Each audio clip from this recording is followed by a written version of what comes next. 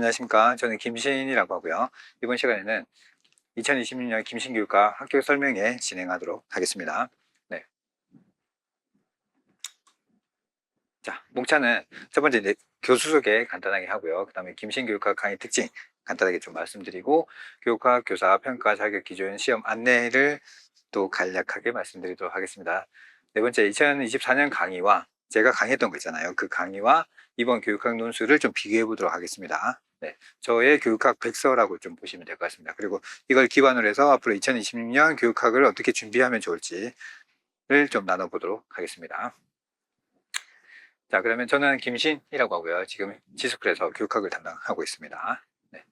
그리고 제 교육학 강의의 특징은 첫 번째 컴팩트 교육학입니다. 네. 두 번째 온톨로지 교육학, 세 번째 맞춤 개별 학습인데, 첫 번째 컴팩트 교육학에서는 100시간, 네, 2달 강의가 100시간이 아닙니다. 1년 커리가 100시간입니다. 네. 그래서 저는 이 100시간, 작년에도 100시간 정도 했었거든요. 그래서 이 정도 하면은 교육학 공부는 제 판단으로는 충분하지 않나 이런 생각을 합니다. 그리고 앞으로도 충분할 거라고 생각합니다. 그리고 여기 보시면 기본반에서 110선을 하는데, 그래서 이 110선에는 이번에 행정고 그러니까 명칭 하나 빼고는 다 다루고 있거든요. 그래서 오히려 이 기본을 조금 더 확장시켜 나가는 게 좋지 않을까 이런 판단을 했습니다.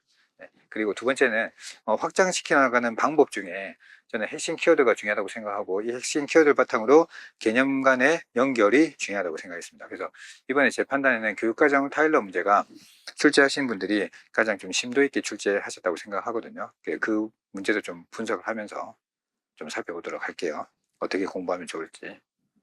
그리고 마지막은 맞춤 개별 학습입니다. 그래서 제가 선생님들과 피드백을 해보면 어떤 분은 잘 쓰세요. 뭐 이렇게 뭐라 할 거 없이. 네, 이분들의 특징 중에 하나는 정말 네, 그 기본 개념 문장을 있잖아요. 어떤 분은 다 외우십니다. 정확하게 외워서 쓰시고요. 어떤 분은 정확하게 잘 이해해서 잘 맞춰서 쓰시고요. 이런 분들은 잘 쓰시는데, 솔직히 이게 저도 문장 전체를 다 암기하진 않거든요. 그리고 제 입장에서는 암기할 필요는 없다고 생각합니다. 네, 키워드만 딱딱 찾고 나가면 그 키워드 기반을 이해하고 그 키워드 바탕으로 소술해 나가면 되는 거죠. 네. 그래서 예를 들어서 뭐 교과, 경험 중심 교과전 있잖아요. 교과는 교사 중심, 경험은 학습자 중심. 그러다 보니까 자연스럽게 강의식 수업이 선호되고, 학습자 중심이니까 협동학습, 토론학습 뭐 이런 것들이 더 잘 이루어지겠죠. 이렇게 키워드를 잡고 생각하면서 만들어 가면 됩니다. 네. 자, 그렇게 했을 때 잘 쓰신 분이 있고 5개념이 형성되는 부분이 있거든요. 네, 그래서 그런 부분에서 맞춤 개별 학습이 필요하다고 생각했습니다. 여기서 5개념을 잡고 좀 개별 코칭이 들어간다면 고득점을 받을 수 있지 않을까라는 판단을 했습니다. 네, 그래서 첫 번째 제 교육학 강의의 특징은 컴팩트 교육학입니다. 그래서 1년 총 커리 시간이 100시간입니다. 그래서 테마는 두 분야로 나누는데, 첫 번째가 기본입니다. 기본 110선. 기본반에서 110선. 총 테마가 110개입니다. 그래서 아까 말씀드린 대로 행정 파트 빼고 이 부분에서 다 나왔거든요. 명치 빼고. 그래서 이 부분을 저는 오히려 더 심화시켜 나가는 게 맞다라는 판단을 했습니다. 그래서 심화 때도 이 기본을 바탕으로 개념을 확장시켜 나갈 겁니다. 네, 그래서 오히려 선생님들께서 좀 더 심층학습을 하시는 게 더 중요하다는 판단을 했습니다. 그래서 선생님들 교육학 학습을 시간을 최소화시키고 전공의 시간을 늘리시는 게 합격으로 가는 지름길이다 라는 판단을 했습니다. 그래서 교육학식 공부를 너무 많이 하시는 것도 좋지 않다고 생각합니다. 전체 선생님 공부 시간이 뭐 1000시간이다 그러면 교육학 시간 20%, 200시간 미만으로 하시는 게 맞다고 판단하거든요. 그래서 저는 매주 월요일에, 그러니까 주 7회잖아요. 그럼 7회 중에 이틀 하게 되면 20% 이상 되잖아요.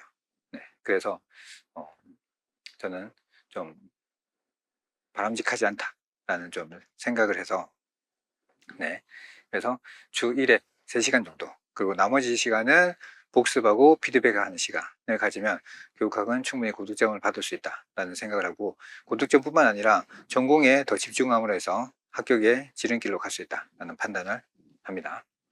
자, 그리고 두 번째 교육학 학습 단계인데, 첫 번째는 이론이 잘 갖춰져야 됩니다. 이론 학습이 잘 되어 있는 상태에서, 그러니까 개념 학습이 잘 되어 있는 상태에서 이 개념을 바탕으로 적용, 실제, 뭐 방안 이런 것들로 가야 됩니다. 그래서 이번 시험에도 근거를 활용해서 서술하라고 했기 때문에 이유와 사례 이런 것을 썼을 때, 사례를 썼을 때 이 합당한 이유 근거를 제시해야지 정답으로 갑니다. 그래서 어떤 개념이 있으면 방안, 사례 이런 것들을 썼을 때 개념을 잘 이해하고 있어야 해당되는 근거를 잘 쓸 수 있겠죠.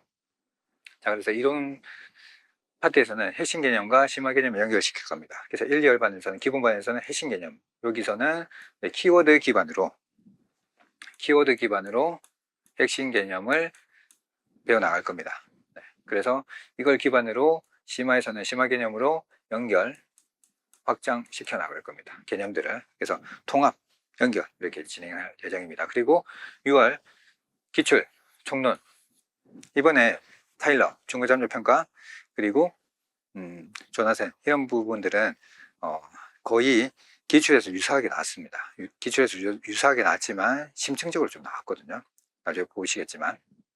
그래서 기출 개념이 예전보다 더 중요해지고 있다라는 판단을 했습니다. 그래서 기출을 한번 더 이미 이 시간에서 기출은 또 다 다릅니다. 여기서 기출 다루고 여기서 기출 다루고 또 여기서 기출 다루고, 그래서 당연히 여기서도 기출 다 다룰 겁니다. 한 총 5회 정도는 다루게 될 텐데 어쨌든 기출 문제만 집중적으로 보고, 그리고 여기서는 기출만 보는 게 아니라 총론, 우리 교육과정 총론 있잖아요. 여기와 연계해서 진행해 나갈 예정입니다. 그래서 이번에 행정 문제 보면 마지막 문제가 제가 봤을 때는 총론을 잘 이해하고 있으면, 총론에서 바라고 있는 선생님들 어떤 교사상을 잘 이해하고 있다면 충분히 잘 서술할 수 있다라는 생각을 합니다. 그래서 기출 및 총론과 적용 모의고사를 통해서 적용을 하고요. 마지막 실전 모의고사는 실전 사례를 분석하고 실전 마지막 파이널 우리 최종 모의고사, 최종 교육학 논술 있잖아요. 이 시험과 가장 유사한 형태의 문제를 접함으로써 선생님들이 최종 실제 적용하는 문제를 접근할 수 있도록 진행할 예정입니다. 그래서 이것도 연계해서 작업할 예정입니다. 여기서 근데 주제별 모의고사를 진행할 예정인데 여기서는 통합으로 진행할 예정입니다. 그래서 여기서 기본 개념과 심화 개념의 연결을 한다고 했잖아요. 여기서도 모의고사를 별도로 따로따로 이렇게 진행하는 게 아니라 여기서 사용됐던 주제들을 여기서 다시 통합해서 확장시켜 나가는 방향으로 진행할 예정입니다. 그래서 이 목을 통해서 이 목을 복습하면서 좀 더 심층학습하고 내가 이 개념을 정확하게 인지하고 있는지 없는지 더 확인해 나갈 예정입니다. 네. 그래서 제가 이렇게 하는 이유는 정말 잘하신 분들은 잘하세요. 제가 피드백에 보면 손댈 게 없을 정도로 잘하신 분들이 있습니다. 정말 잘하세요. 네. 그런데 이게 부족하신 분들은 항상 5개념을 갖고 계시더라고요. 그래서 저는 이번에 그런 부분을 계속 집중적으로 보완해 나갈 예정입니다. 그런 부분이 보완되지 않으면 계속 뒤에 다른 개념을 학습해도 이 개념이 이게 전이 중에 부정적 전이 중에 하나거든요. 5개념이 형성되면 나중에 이게 전이도 잘 안 되게 되어 있습니다. 그래서 항상 이 개념을 바로잡는 작업이 저는 좀 중요하다는 판단해서 그래서 그런 피드백 작업을 좀 많이 할 텐데 그게 세 번째 주요 핵심 사항입니다. 그래서 매주 형성평가를 실시해서 피드백을 해드릴 텐데 전체 형성평가를 제가 받고 전체 피드백을 해드릴 겁니다. 이런 부분 선생님들 실수 많이 하시니까 이런 부분 교정해야 됩니다 하고 전체 피드백 할 예정이고, 그리고 개별 코칭반을 마련해서 이 개별 코칭반에서는 최소한 매주 1회 정도 선생님들마다 1회 개별 5개념이 형성되어 있는 분들은 코칭을 해서 바로 잡아 나갈 계획입니다. 그래서 저는 이번에 교육학 점수가 최소 15점이 이상이다, 그리고 난 교육학을 좀 잘하고 있다 이런 분들은 전체 코칭만 받으셔도 되겠지만 그 미만이다 이런 분들은 꼭 이렇게 개별 코칭을 받는 것을 저는 좀 추천드립니다. 네. 그러면 기본 개념이 잘 되어 있으면 뒤에 학습도 편하거든요. 유기적으로 잘 이어집니다. 네. 그래서 학업성 치고가 높은 분들의 이유가 이 전이율이 높습니다. 이 개념이 잘 되기 때문에 다른 개념 연속적으로 잘 이어지거든요. 그런데 학업성 치도가 낮은 분들은 이 전이가 낮기 때문에 5개념이 형성되면 다른 개념도 계속 힘들어져요. 그래서 이런 부분이 매우 중요하다는 판단을 했기 때문에 잘 따라오시면 고득점 받으실 겁니다. 자, 그리고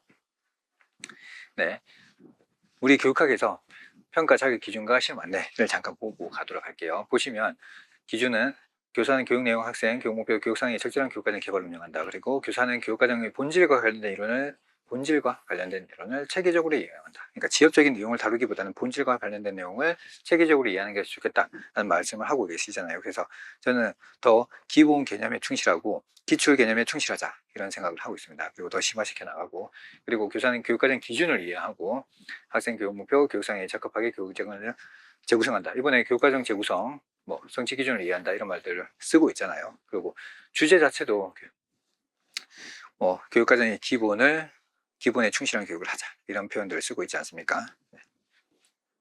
자, 그리고 저희 시험의 특징 중에 하나가 저기 답안지 재검토를 하지 않고 그리고 이렇게 재검토, 재채점을 하지 않는 이유는 채점자의 전문성, 주관성을 인정하는 시험이다. 그리고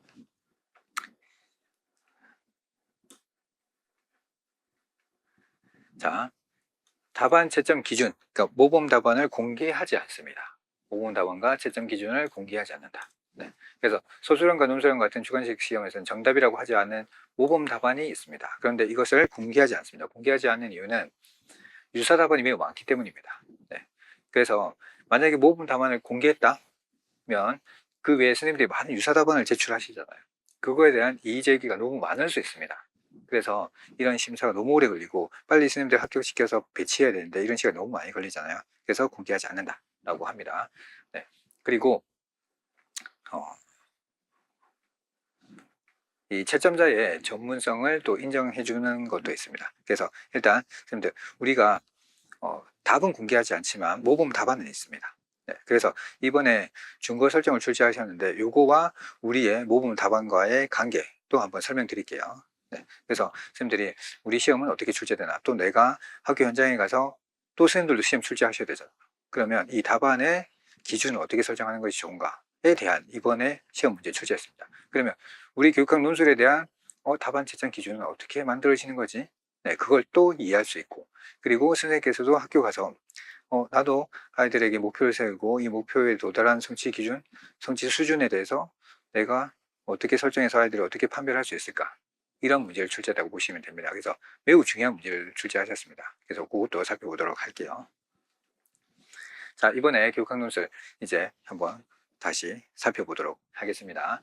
그래서 요거 주제는 변화하는 환경에서 교육의 기본에 충실. 교육의 기본에 충실한. 아까 자기 기준 보셨죠? 교육과정 기본에 충실하자. 그런 내용으로 출제하셨다고 보면 됩니다. 내용은 교육과정과 교육방법, 교육평가, 교육행정. 그래서 지금 이 네 파트가 매우 중요합니다. 교육방법은 교육심리와 돌아가면서 출제하셨어요. 그래서 제가 선생님들께 우선순위를 말씀드리고 저도 우선순위를 정해서 학습하거든요. 그 첫 번째가 교육과정입니다. 교육과정을 첫 번째로 하고 전 두 번째를 교육평가로 봅니다. 문항 출제 횟수는 교육행정이 많습니다. 그러나 배점이 얘가 보통 4.4, 배점이 4.4.3으로 진행이 되거든요. 그래서 배점으로 보면 얘가 많거나 비슷합니다. 출제는 얘가 한 번 정도 더 출제된 걸로 알고 있거든요. 그렇지만 배점이 여기가 많기 때문에. 그리고 제가 교육평가를 더 추천하는 이유는 범위가 넓지 않습니다. 교육행정에 비해서. 그래서 제가 봤을 때는 출제 범위가 교육평가가 가장 좁고 그 다음 교육과정, 그 다음 교육행정과 교육방법은 교육심리와 번갈아 가면서 출제되거든요. 그래서 범위가 더 넓어지는 거죠. 그래서 공부 순서는 교육과정, 그리고 교육평가, 교육행정, 그리고 마지막 교육방법과 교육심리 이렇게 보는데, 교육방법은 거의 또 출제되는 요소에 집중적으로 되거든요. 그리고 범위는 넓지만 지금 제 판단에는 이 범위는 넓지만 출제되는 구간은 좁혀지고 있다라는 판단에 그 부분만 저는 집중적으로 좀 다루고 있습니다. 자, 그러면 이번에 출제된 교육과정 문제를 좀 보도록 하겠습니다. 경력교사가 나왔죠. 경력교사와 신입교사에 대한 내용이 있습니다. 이 출제 패턴 중에 하나입니다. 선생님, 고교 생활에 첫 해를 보내면서 어려움은 없었나요? 신규 교사한 것 같네요. 그래서 특히 교육과정을 재구성하면서 이 테마가 중요하죠. 그래서 저도 교육과정 재구성이 되게 중요한데 실질적으로 문제를 낼 수 있으나 이런 배경으로 출제될 수 있다 라는 말씀을 드립니다. 우리 기출을 보면 항상 교육과정 재구성이라는 표현이 자주 나옵니다. 이렇게 할 때 교육 목표를 설정하는데 어려움이 없었나요? 네, 교육 목표를 잘 설정해야죠. 어떤 목표가 있느냐에 따라 매우 중요합니다. 선생님들의 삶도 어떤 목표를 세우느냐에 따라서 삶이 달라질 수 있거든요. 그러니까 애들 인생을 어떻게 보면 선생님들이 관리하는 교사가 될 텐데 아이들에게 어떤 목표를 주느냐, 수학도 단순히 암기 공식만 외우고 문제를 풀게 하느냐 아니면 이해로 나아가느냐, 이거에 따라서 방향이 달라질 겁니다. 그런 부분을 묻고 있습니다. 제가 봤을 때는 더 읽어보면서 제가 말씀드리겠지만 교육과정 문제가 가장 디테일하고 심층적으로 출제한 것 같습니다. 아무튼 더 내려가서, 네, 다행히도 재구성의 방향을 찾을 수 있었습니다. 최근에는 사회적 요구와 학습자의 특성을 반영한 교육이 두드러져 보이더군요. 그래서 올해는 이 두 가지와 교과에 대한 저의 전문성, 이거 보시고 누가 떠올라야 됩니다. 네, 타일러죠. 타일러가 딱 떠올라야 되는데 모른다 하더라도 넘어가시면 됩니다. 사실 문제 풀 때 이거 먼저 보시는 게 좋습니다. 타일러네. 타일러잖아. 타일러구나 인지하시고, 그리고 교육 목표 설정 근거를 바탕으로 교육 철학과 학습 심리에 대해서 묻고 있습니다. 그리고 잘하셨네요. 그래서 제 의견을 말씀드리면, 선생님 생각에 사회적 요구와 학습자의 특성, 교과 전문가의 의견과 함께 교육 철학과 학습 심리학도 고려하면 앞으로 더 좋은 목표를 설정할 수 있을 겁니다. 그래서 제가 지난 강의 때 어떻게 강의했는지, 지난 강의입니다, 좀 살펴보고 가도록 하겠습니다.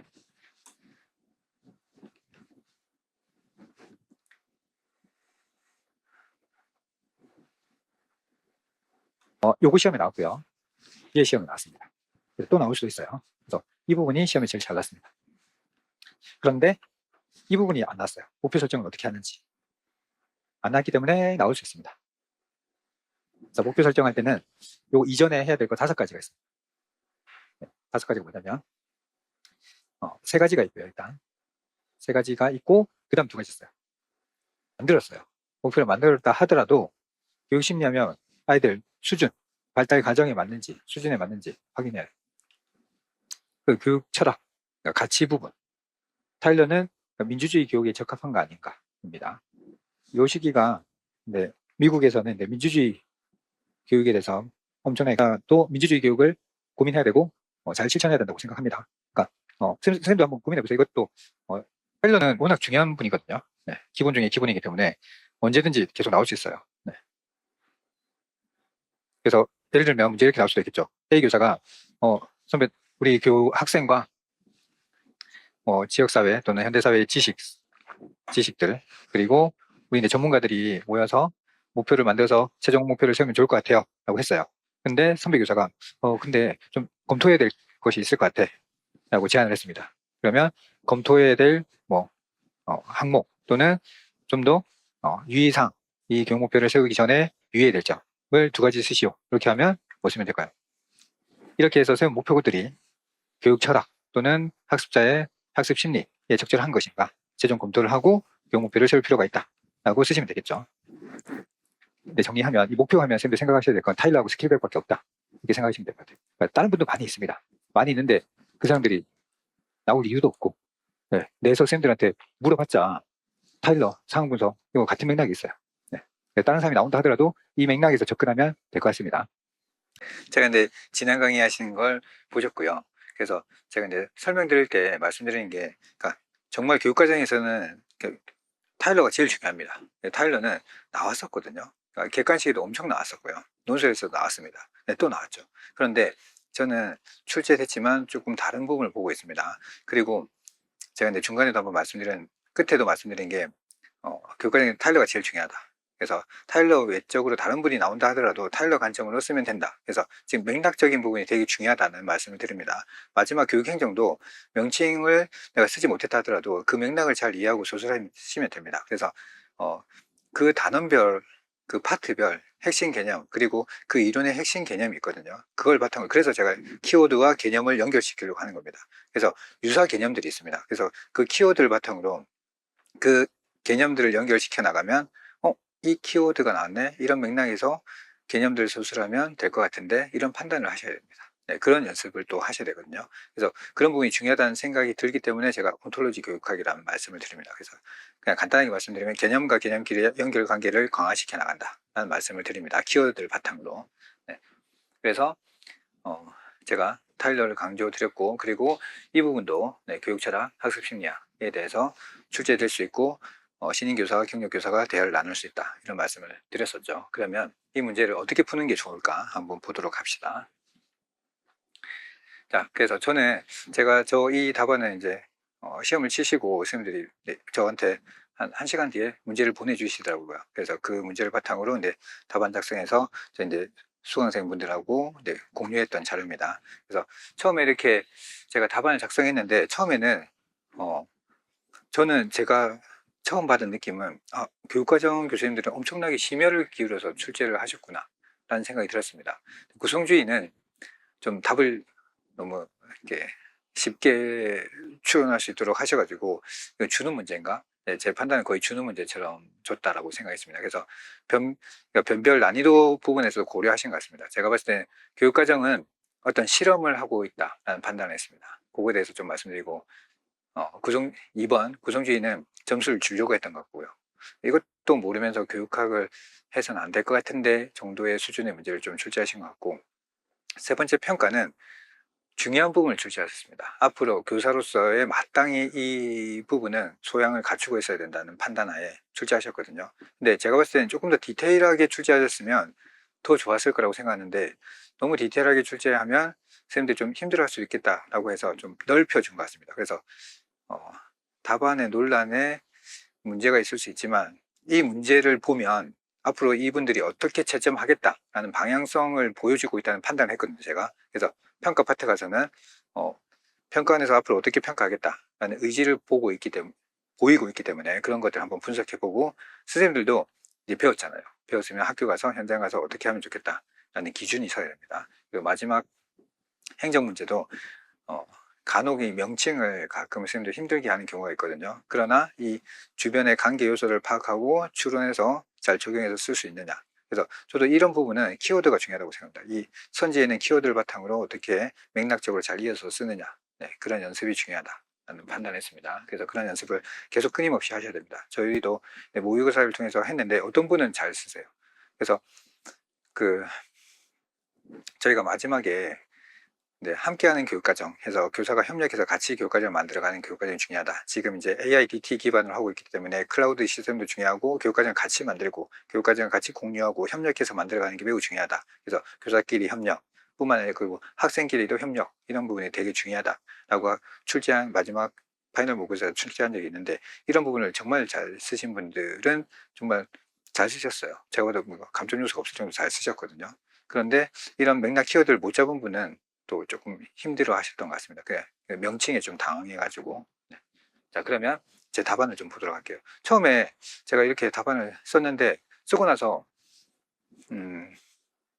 선생님들한테 제가 좀 부담을 준 건 아닌가 이런 생각을 했는데, 제가 분석한 바는 이랬습니다. 자, 교육 철학을 교육 목표에 적용한 사례라고 했습니다. 그럼 철학적인 요소가 당연히 들어가야 되겠죠. 그래서 저는 우리 교육 철학에서 이 당시에, 그러니까 타일러 그 당시에 철학적인 요소가 됐던 건 제가 설명에도 말씀드리잖아요. 타일러 당시에 분위기는 이랬다, 어땠다, 이런 말씀을 드리잖아요.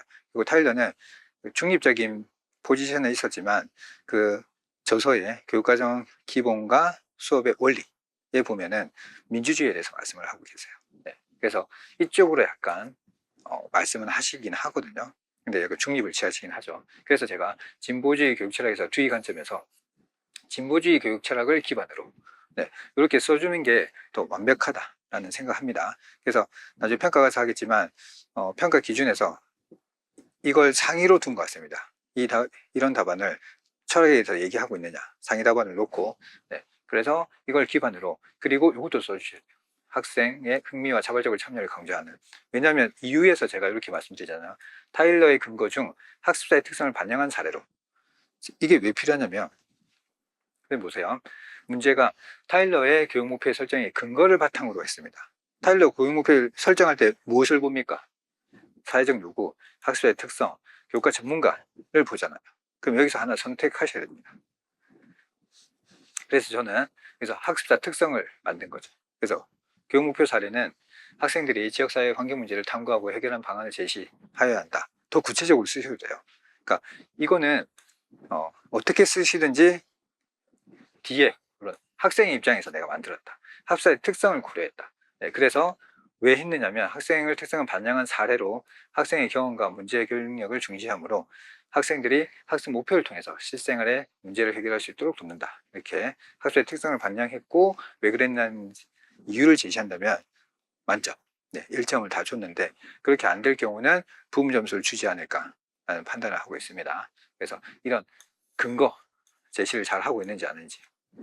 근데 제 판단에는 선생님들이 목표를 적절히 제시하고 이 목표가 학습자를 근거하고 있는지, 네, 그런 것들을 잘 고려해서 목표를 세우고 있는지 하면 제 생각에는 1점을 줄 것 같습니다. 그런데 이 문제를 통해서 제가 느낀 건 앞으로 문항 자체에 우리 교사들이 디테일한 분석 능력을 갖고 있는지 확인하려고 이 문제를 만든 것 같습니다. 그래서 저는 앞으로 이런 문제에 대해서 좀 대비하려고 합니다. 자, 그리고 두 번째. 네, 저는 지금은 네, 기출 해설이 아니니까 간단하게 보는데 기출 해설은 좀 더 디테일하게 볼 겁니다. 저의 다른 기출 해설편 좀 참고하십시오. 그래서 두 번째는 네, 선생님들 입장에서 저는 이제 브루너 경험 중심, 이쪽은 학문 중심, 본질주의 기반에서 네, 교육 목표를 설정한다면 어떻게 하면 좋을지 보도록 할게요. 본질주의 교육 체를 기반으로 자, 교과의 전문가입니다. 아까 저는 뭐를 선택했어요? 학습자 특성을 봤죠. 근데 이번에는 교과의 전문가를 반영해서 목표를 세우는 겁니다. 자, 그래서 교과의 전문가 의견을 반영해서 학생들의 사회 환경 문제를 과학적, 학문 중심 교육 과정이잖아요. 브루너가. 그래서 원리라는 말이 들어가요. 원리, 지식의 구조 이런 것들, 사회 환경 문제를 과학적 원리와 체계적인 분석 방법을 통해서 이해하고 논리적 설명을 할 수 있다. 네, 이렇게 하셔도 되고 그냥 지식의 구조를 발견할 수 있다. 뭐 과학적 원리를 발견할 수 있다. 네, 이렇게 쓰셔도 되겠죠. 네, 그렇게 해서 교육 목표를 설정한다. 네, 그리고 타일러의 근거 중 교과 전문가를 반영했다. 본질주의는 고전적이고 체계적인 학문 지식을 통해 학생들의 기본 역량과 깊이 있는 이해를 제공할 수 있다. 그래서 학생들이 환경 문제를 단순히 탐구하거나 뭐 암기하거나 이런 데 실천하는 데 그치지 않고 과학적 이론을 원리를 기반으로 분석하고 설명할 수 있도록 한다. 네, 그래서 아까는 학습자의 흥미나 경험을 더 중요하게 봤다고, 목표를 세울 때 중요하게 봤다고 본 반면에 이쪽에서는, 이쪽 교육 목표는 교과 전문가 의견을 반영해서 개념과 원리, 지식의 구조를 발견할 수 있도록 교육 목표를 세우려고 한다. 네. 이게 왜 중요하냐면 선생님들이 이제 교육 목표를 세우셔야 되거든요. 성취 기준을 새롭게 분석하셔야 됩니다. 분석하고 아이들한테 할 때 나는 아이들의 경험이 중요한 것 같아. 아니야, 나는 이 핵심 개념, 원리, 야, 수학에서는 애들 경험보다는 핵심 개념 원리가 더 중요해. 이렇게 판단할 수 있잖아요. 교사마다 자기가 중요하게 생각하는 목표의 가치가 있습니다. 그걸 써주시면 되는 겁니다. 자, 그러면 이제 교육평가도 한번 보겠습니다. 어떤 맥락으로 이분들이 평가 기준을 설정하고 있을까? 우리 채점 기준도 이렇게 설정할 겁니다. 교육평가 신입교사 좋은 제안 감사합니다. 그리고 변화된 평가 방식에 따라 지난 학기에 중거 참조 평가를 실시했는데 아직 저한테는 중거 설정 방법이 익숙하지 않습니다. 당연히 이 중거 참조 평가를 잘하기 위해서는 중거 설정 방법을 잘 하셔야 됩니다. 근데 중거 절대평가, 제가 수업 시간에 종종 말씀드렸는데 절대평가, 중거 참조 평가 중요하단 말만 하지 그걸 어떻게 하는데, 어떻게 해야 되는데, 성취 기준, 성취 수준 중요해 이런 말만 하지 그걸 어떻게 하는데, 그런 말씀들을 안 하시잖아요. 그럼 모르고 있는 겁니다. 네, 그럼 제대로 할 수가 없겠죠. 수행평가 너무 중요하거든요. 너무 중요한데 잘할 수 있는 방법으로 잘해야죠. 그냥 중요해, 잘해야 돼 이렇게 하면 잘할 수가 없잖아요. 네, 그래서 너무 중요해, 너무 중요한데 어떻게 하느냐, 그걸 물어본 거라고 볼 수 있습니다. 경력교사, 그러시군요. 중고참조평가에서는 성취 수준을 구분하는 것이 중요하다. 네, 중요하죠. 상중하 이렇게. 우리도 채점할 때 채점 기준이 있어야죠. 채점 기준이 있습니다. 없는 게 아닙니다. 반드시 있습니다. 모든 게 답이 된다? 그런 거 아닙니다. 근데 채점 기준에 상중하가 있을 겁니다. 우리 채점도. 상중하가 있을 텐데 여기에 만족해야지 상중하 이렇게 줄 겁니다. 네, 그리고 중거 설정 방법이 쉽지만은 않지만 점차나질 겁니다. 더불어 어떤 평가 방식을 사용하더라도 교사는 교육평가의 기본 과정을 물어봤대요. 그래서 여기서도 이 부분에서도 선생님들이 좀 당황했다고 하면 앞뒤를 좀 잘 활용하시는 게 좋습니다. 그래서 어떤 평가 방식을 사용하더라도 네, 이걸 좀 참고하시고 쓰면 좋은데 일단 요거 중거 설정 방법 그리고 평가 기본의 과정에 대해서 물어봤습니다. 그러면 제가 지난 수업 때 어떻게 했는지 좀 살펴보고 가도록 합시다.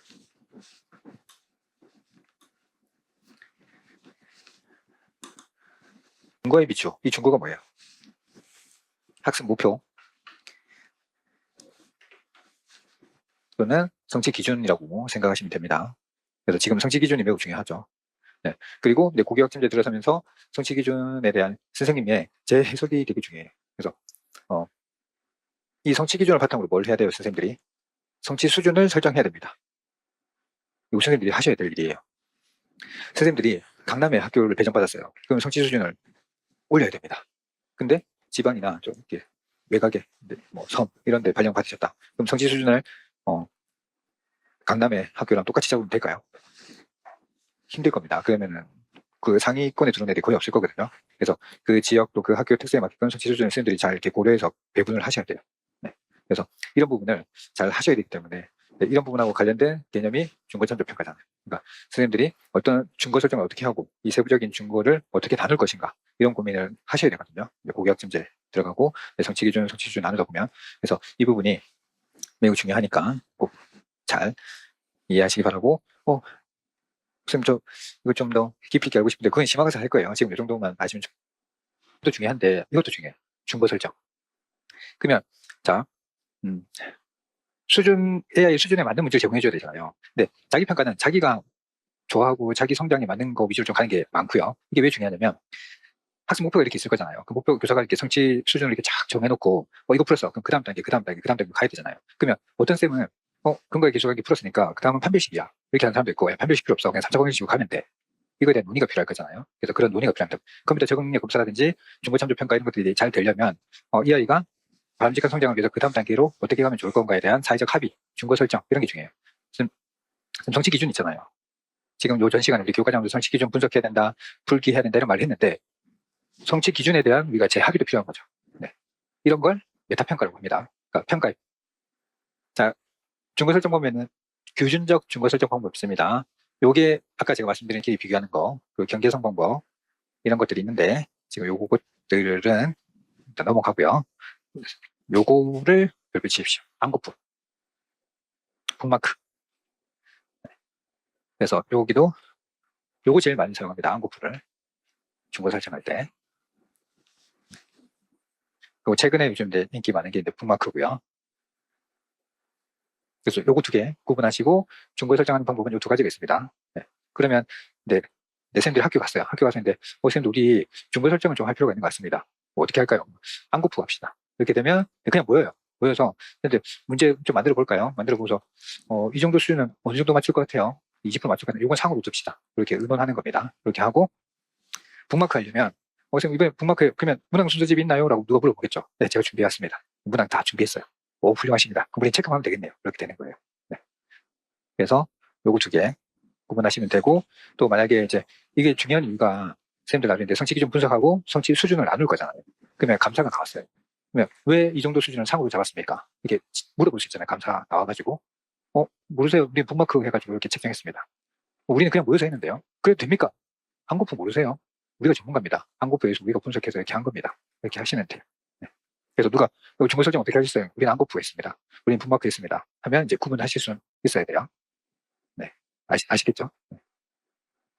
미술쌤은 어떻게 한대요?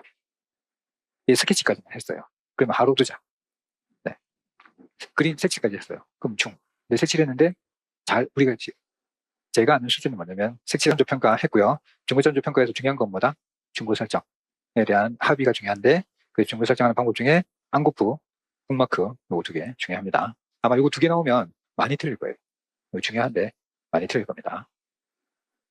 현실성보다는 가능성이 크고 주어진 조건보다는 개발될 수 있는 잠재의 가능성이 무한하다. 네, 이런 관점에서 얼마나 내가 이 아이를 지금 적중서 20점이었지만 얼마나 더 성장시켜 줄 수 있을 것인가 계속 고민해서 둘째 교육평가는 자료와 대상 시간은 무한하다. 네, 그래서 이런 말들이 기다려줘야 된다 이런 말들이죠. 그래서 학생이 남겨놓은 낙서 한 줄, 그림 한 장, 일기 하나, 대화 한마디가 모두 인간 이해의 자료가 될 수 있다. 그래서 그 타바가 요구 진단 단계에서 비공식 진단 어떻게 하라고 하셨어요? 면담, 관찰 이런 거 하라고 하셨거든요. 그래서 그분 책에 보면 애들 책상을 잘 보라고 하죠. 그래서 저 어릴 때는 책상에 낙서하면 선생님이 막 혼냈어요. 그게 얼마짜린데 막 뭐라고 그랬어요. 그럼 그 아이는 저는 얼마짜린데요. 제가 책상보다 못해요? 네, 제가 지금 책상 하나 못 사주겠어요. 제가 지금. 네, 왜 저를 길을 줍니까? 네, 여튼 그래서 그 낙서한 걸 보면 그 아이의 고민, 그 아이의 미래 이런 게 있다고 합니다. 그 낙서한 걸 보고 얘가 지금 무슨 생각을 하고 있고 어떤 게 힘들고 어떤 걸 좋아하고 있는 걸 알 수 있잖아요. 네. 그래서 저는 자 그리고 평가는 계속적이고 종합적인 과정이어야 된다. 네, 계속성, 종합성. 네. 네. 그러니까 정신 교육 관점에서 우리가 인지 정의 신도력 영역을 골고루 평가해야 한다는 점에서 중요하다는 말씀입니다. 제가 근데 요 지난 영상 중에 예시를 설명하면서 이렇게 자르는 거는 아까 미술 같은 경우도 이렇게 설명하다가 너무 제가 디테일하게 예시를 들고 또 예시 드는 게 저는 미술 전문가는 아니잖아요. 제 입장에서 성취 기준을 이렇게 나누면 좋을 것 같다. 그러면 그때 미술 선생님이 있었거든요. 그분은 이제 전문가니까 그걸 참고해서 성취 기준을 수준을 만들어 가면 되시겠죠. 제가 이 말씀 드리는 것도 선생님도 이런 고민을 하셔야 돼요. 제가 중간에 계속 고민해야 된다 이런 말씀을 드리거든요. 근데 이번 커리큘럼은 진짜 고민하려고요. 네. 진짜 고민해야 된다 하면서 제가 선생님들 뭐 이렇게 눈치만 보고 제 생각만 말하고 넘어갔는데 이제는 더 디테일하게 물어볼 겁니다. 네, 저도 고민하고 그걸 진짜 더 세부적으로 문제를 더 많이 만들어 가지고 제가 이번에 고민하자 생각해보자 이렇게 했던 곳에서 문제가 좀 많이 나온 편이거든요. 네, 그래서 이런 부분을 좀 더 강화시켜 나가야 되겠다. 네, 어떤 분은 이런 걸 좋아하는데 어떤 분은 그냥 흘려 듣더라고요. 그래서 제가 좀 이 기호에 안 맞나? 저는 이제 토론하고 이런 것들 좋아하니까 네, 그래서 이렇게 말씀드린 건데 아무튼 이번에 더 강조하려고 합니다. 그런 부분에 대해서. 그래서 이 부분도 매우 중요합니다, 선생님들. 그래서 지금 제가 이런 말씀도 드렸어요. 근데 우리 학원 직원분들하고 얘기하다가 이 교육학 논술의 답안에 대해서 노량진에서 좀 다르다. 네, 답안의 생각들이 좀 다른 것 같다. 해서 제가 그런 부분이 이번에 중고 설정 출제하신 거라고. 그러니까 답안의 어떤 설정들이 사람마다 좀 다르니까 이런 거에 합의, 네, 그리고 학교마다 아이들의 수준이 다르니까 이런 거에 합의가 필요하다. 그래서 중고 설정이 매우 중요하다. 특히 고교학점제에서 고교학점제 패스 난 패스 해야 되잖아요. 그럼 이제는 고교학점 이수지를 못하면 애들이 졸업을 못합니다. 그런 대신에 보세요. 선생님들이 아까도 말씀드렸지만 강남에서 근무하다가 시골에 갔어요. 뭐 시골 학교를 안 좋게 얘기하는 건 아니지만 성취 수준을 똑같이 해서 시골에 갔습니다. 그러면 시골의 애들은 성취 수준이 어떻게 나오겠어요? 하하하 하고 있겠죠. 제가 수업 시간도 애들이 하하 하고 있으면 선생님 하하 할 거예요. 뭐 그렇게도 얘기했거든요. 그러니까 그렇게 되면 안 되잖아요. 그러니까 아이들 수준에 맞춰서 성취 기준, 성취 수준을 새롭게 짜야 됩니다. 네, 그런 것들을 이제 학교 이동할 때마다 선생님들이 다른 선생님들하고 협의를 해서 같이 만들어 나가야 되거든요. 네, 그래서 매우 중요합니다. 앞으로. 네, 너무 중요하고요. 그리고 이번 출제에서도 선생님들이 보시면 좋은 게 이분들이 평가에서 얘기하고 있는 겁니다. 우리도 채점 기준 상중하가 있습니다. 그래서 이렇게 작성하면 상 만점이고요. 이렇게 작성하면 중간 점수 보통 이제 1점, 0.66, 0.34 아니면 0점 이렇게 하시겠죠. 그런 모범 답안이 있습니다. 그 범주 안에서 선생님들 채점하는 겁니다. 네. 그래서 중고 설정 방법을 물었잖아요. 방법을 물었으니까 안고프, 북마크 제가 수업 시간에 강조했잖아요. 이렇게 써주셔야 됩니다. 이거 예시도 제가 설명을 들었는데 설명이 좀 길게 뭐, 선생님들 입장에서는 좀 어려워하시더라고요. 근데 실전에서 이게 매우 중요한 거기 때문에 좀 이해는 하고 계셔야 돼서 제가 설명을 좀 길게 했는데 중간에 좀 자르긴 했습니다. 아무튼 지금 수업 시간 아니니까 세부적으로 말씀드리기는 힘들어도 네, 아무튼 이 두 가지 방법을 쓰셔야 돼요. 그래서 네, 요거 교육평가의 기본 과정도 제가 말씀드렸죠. 이런 측면에서 이제 소설하시면 된다. 그래서 요거는 저는 답안의 범주가 이런 측면에서 좀 넓게 잡으면 넓게 잡힐 거라고 생각합니다. 그래서 이제 쓰시면 이것도 네, 평가안에서 네, 답안의 범주를 어떻게 상중하 측면을 어떻게 조절하느냐 상에 들어온 사람이 아무도 없잖아요. 그럼 어떻게 하겠어요? 중이 상이 되겠죠. 한 단계씩 올릴 겁니다. 네, 그렇게 해서 채점의 범주를 좀 넓혀 나갈 겁니다. 아무도 하지 못했다면. 그래서 그런 것들을 일일이 설명할 수 없잖아요. 복잡하니까 모분 답안을 공개 안 하겠다고 이렇게 말씀하시는 거고요. 자, 그리고 요거는 교수님들 성채대 교수님인데 그분의 책에서 가져왔습니다. 규준적 증거 설정 방법 이렇게 있습니다. 네, 여기도 있죠. 네, 설정 방법이니까 이걸 써주셔야 돼요. 이거 쓰시면 1점입니다. 그냥. 네, 이게 방법이니까요. 근데 다른 거 썼다? 그러면 부분 점수 받을 수 있습니다. 네, 그런데 이걸 쓰신 분이 많이 없다. 제 수강생분들은 다 저는 이거 써달라고 했거든요. 북마크와 안고프 이거 제일 많이 쓰니까. 네, 그래서 이거 써달라고 했는데 이거 쓰면 당연히 1점 주겠죠. 네, 1점 주는데 이거 말고 이거와 관련된 개념 또 다른 분은 제 수업 받은 분들 중에 개념을 안 쓰고 방법에 대해서 쓰신 분이 있어요. 제가 읽어보니까 맞더라고요. 맞습니다. 네, 명칭도 써도 맞지만 그거 관련된 개념을 쓰시면 맞죠. 네, 그래서 그 답안에 범주가 있고 이게 이렇게 쓰신 분이 작다면 또 답안을 올리겠죠. 네, 답안의 범주를 넓힐 겁니다. 제가 이런 말씀드린 건 모범 답안은 있습니다. 네, 선생님들한테 공개를 안 할 뿐이지 이 범주 안에 들어와야 됩니다. 그래서 제가 키워드 수업이 중요하다, 개념 수업이 중요하다 그런 겁니다. 그러니까 선생님들 간혹 뭐 이런 말씀 쓰시더라고요. 비벼쓰면 답이 된다. 근데 어떤 분은 비벼썼는데 답이 안 되던데. 당연하죠. 키워드가 없으니까요. 키워드가 없고 그 개념에 대한 이해가 없으니까요. 아무렇게나 쓰니까 안 됩니다. 근데 비벼 썼다고 하는 분들 중에는 그분들은 그 키워드를 잘 녹아서 썼기 때문에 답안이 되는 겁니다. 그게 매우 중요합니다. 그런 방식이. 네. 그래서 제 강의 계획 중에 핵심은 핵심 개념을 잘 이해하고 계셔야 된다. 이 핵심 개념을 잘 이해하는 방법 중에 하나가 이 키워드입니다. 핵심 키워드를 잘 정리하고 계셔야 돼요. 네. 그리고 이 개념과 개념 간의 연관성을 알고 계셔야 돼요. 제가 중거 설정만 해도 말씀드릴 때 네, 고교학점제, 성취 기준, 성취 수준 이런 거의 맥락을 말씀드리잖아요. 왜 중요한가? 중거 설정 왜 중요한가? 고교학점제에서 패스는 패스 해야 되잖아요. 그러면 선생님들 마음대로 마음에 드니까 패스, 마음에 안 드니까 패스가 아니잖아요. 그리고 강남에 있는 학교, 시골에 있는 학교 수준이 다를 겁니다. 아이들 수준이. 똑같이 강남에서 근무했던 성취 기준을 그대로 가서 쓰면 되겠습니까? 안 되겠죠. 네. 그래서 안 되죠. 그리고 앞에 타일러에서 그 목표 어떻게 하라고 했습니까? 학습자의 특성을 반영해라고 했잖아요. 근데 그걸 반영 안 하고 한다? 그러니까 올해 문제 자체가 목표에 집중했습니다. 목표 어떻게 할래? 너희들의 가치 중요해. 학습자 심리 고려해. 학습자의 수준 발달 중요하다. 이런 측면을 고려해서 평가 기준을 설정해라. 중고 설정. 이렇게 만들어낸 겁니다. 그래서 이 평가하고 교육과정 교수님이 협의를 좀 하신 것 같습니다. 제가 봤을 때는. 자, 그리고 이런 개념 간의 연관성이 있으면 이론이 실제 적용이 됩니다. 네. 그래서 중거 설정을 잘 이해하고 있으면 이 중거 설정 문제를 왜 출제했는지, 그리고 앞으로 우리가 어떻게 수업 준비를 시험 대비를 해야 되고, 앞으로 선생님들이 현장에 가서도 평가를 어떤 식으로 해야 될지 아실 수 있겠죠. 실제 적용 가능한 수업을 할 수 있잖아요. 자, 그래서 제 커리큘럼은 1, 2월은 기본반입니다. 여기서 하루에 3시간, 8주 8일 수업합니다.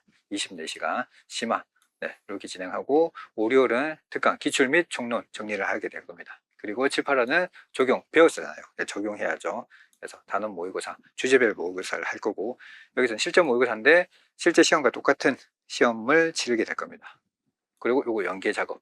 그래서 저는 이번 커리에서 요거 2개 연계 작업 할 거고요. 여기서 연계 작업. 네. 그리고 또 여기서 배웠던 연계 작업을 이쪽으로 진행해 나갈 거고, 연계 작업. 네. 그러니까 양을 늘리는 게 아니라 계속 개념과 개념끼리의 연계 작업을 해 나갈 겁니다. 네. 그래서 선생님들, 교육 철학이 왜 필요한 거야? 학습 심리가 왜 필요한 거야? 네. 중거 설정 이거 왜 해야 되는데 왜 필요한 거야? 이런 고민들을 계속 하시면서 심화 학습을 할 수 있도록 진행해 나갈 예정입니다. 그래서 1, 2월에서는 기본 백선, 핵심은 제가 말씀드렸다시피 교육과정, 교육심리, 교수학습, 교육평가, 교육행정 이렇게 진행해 나갈 예정입니다. 네. 그리고 여기서는 이거 중심으로 나갈 예정입니다. 심화에서는 선생님들, 철학은요? 교육철학, 교육사회 이런 거 안 다루나요? 예, 여기서 연결시키면서 다룰 겁니다. 여기서 연결되는 개념들이 있거든요. 그래서 이번에도 교육철학에서 현재 진보, 재건주의, 학문중심, 그리고 인간중심 또는 본질주의 맥락에서 답안을 서술해 드렸거든요. 그래서 제가 답안 중에 항존주의도 말씀드린 게 있는데, 인류 보편적 진리, 사랑하라, 사람 죽이면 안 된다, 이런 목표도 중요하잖아요. 이런 목표도 세워도 된다라고 말씀드렸어요. 그러니까 현대사회에서 생명의 존엄성 이런 것들에 AI 기반으로 갔을 때 생명의 존엄성, 인간의 중요성 이런 게 간과될 수 있잖아요. 그런 부분으로 목표를 세우고 접근하시면 되죠. 그런 것도 답안이 될 수 있거든요. 이런 걸 잘 서술할 수 있으려면 다른 파트와 연계 작업이 잘 돼야 됩니다. 그래서 이런 교육과 개념과의 구조화 작업과 심층학습인데 개념 간의 연결 작업을 더욱 확실히 해 나갈 예정입니다. 그래서 온톨로지 교육하기로 저는 말씀드리는데, 앞으로 저는 이 작업을 매우 중요하게 볼 겁니다. 재교육학에서는 이런 부분을 계속 강화시켜 나갈 예정입니다. 그래서 핵심 개념을 바탕으로 개념을 확장해 나가는 방식으로. 네. 예전부터 이런 생각을 했는데 출제된 문제들을 보고 더 저는 확신을 좀 하게 됐습니다. 말씀드린 대로 기출 및 교육과정 총론 특강하고 연결지어서 모의고사. 네. 그래서 단원별 통합 문제를 실시하게 될 거고 여기에 문제를 심층 주제별 모의고사 핵심 개념을 확장시켜 나갈 겁니다. 그래서 자연스럽게 복습하면서 심층 학습을 해 나갈 겁니다. 더 심도 있게. 네. 그리고 마지막 파이널 모의고사 6회 진행하고 총정리, 마무리 총정리 할 거거든요. 그래서 파이널 다시 핵심 키워드를 정리하고 선생님들 마무리 출제 우선순위 또 한번 정리해 드릴 겁니다. 어떤 부분이 먼저 나올 건지. 네. 자, 그래서 저의 연간 강의 커리큘럼을 말씀드렸고요. 네. 이렇게 해서 저의 학교 설명회가 끝났습니다. 그래서 선생님들께서 이제 소중한 시간 내어주셔서 감사하고 앞으로 향후 1년 저와 준비 잘 해서 좋은 시간으로 좋은 점수로 또 시험 준비 잘 했으면 좋겠습니다. 네, 수고 많으셨습니다. 감사합니다.